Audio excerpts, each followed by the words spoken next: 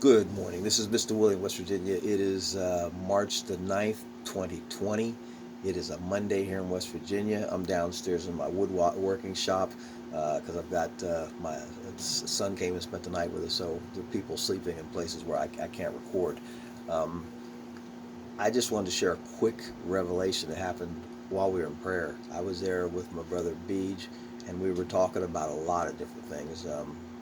We talked about Jesus being in the wilderness for 40 days, but we got to talking about distractions, which was what we've been talking about for the last 2 weeks at Connecting Point. Distractions, being distracted by things in the world, and then being distracted by God, like we need to be. But got to thinking about the fact that in the garden, God set up a beautiful garden for man and his woman to live in and to take care of and to partake from. And he said, but there's just one distraction in this garden that you need to stay away from. One. It's that tree over there, the knowledge of good and evil. Stay away from it. It's a distraction. It's going to screw you up. It'll tear you down. It will ruin life. What did we do? We went over and we took a piece of fruit off and started eating that thing like it was the most greatest thing in the world. And we fell.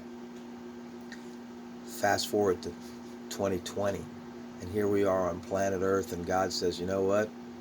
You got this beautiful earth I've given you that you are tearing up, and there are a million distractions. But I got one thing here on planet Earth that you can partake of, and his name is Jesus. That's the only tree you can partake of. It's the tree of life. And you can have a little bit of that. You can have as much of that as you want to. You know what?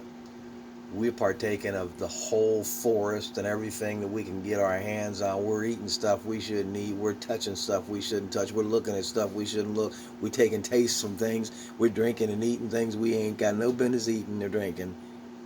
And we're just doing whatever we want to do. And that one tree, that is the tree of life.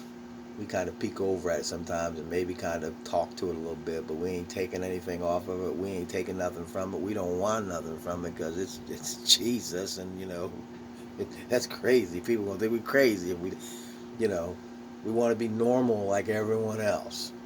That's why he gave us scriptures that said, "Do not conform to this world, but be transformed by the renewing of your minds."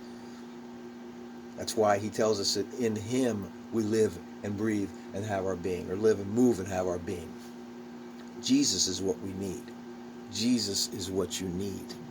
All that other stuff that you're partaking of, it's an illusion. It's stuff that's going to tear you down.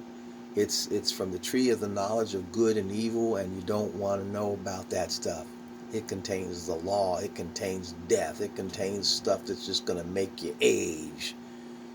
Jesus wants to give you life, and he wants to give it to you more abundantly.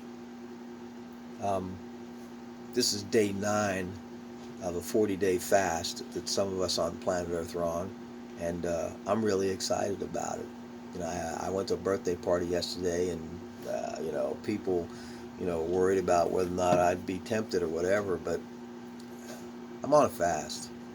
I'm on a journey. I'm on a mission. I'm in a Jesus zone, and I'm praising him because this is not something I wanted to do. This is like trying to run a marathon when you wasn't even out walking around.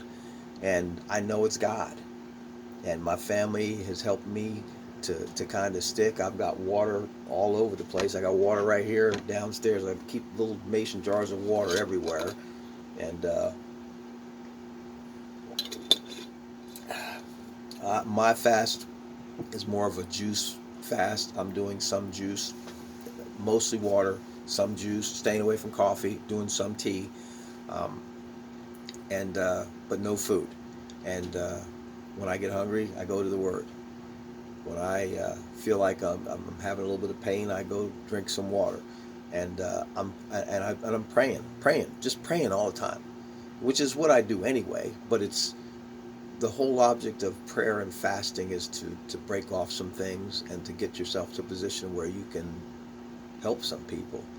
I'm looking forward to helping some people, looking forward to praying for some people and seeing some people that are bound loosed, looking forward to some people being delivered for some things that have been in them and on them for some time.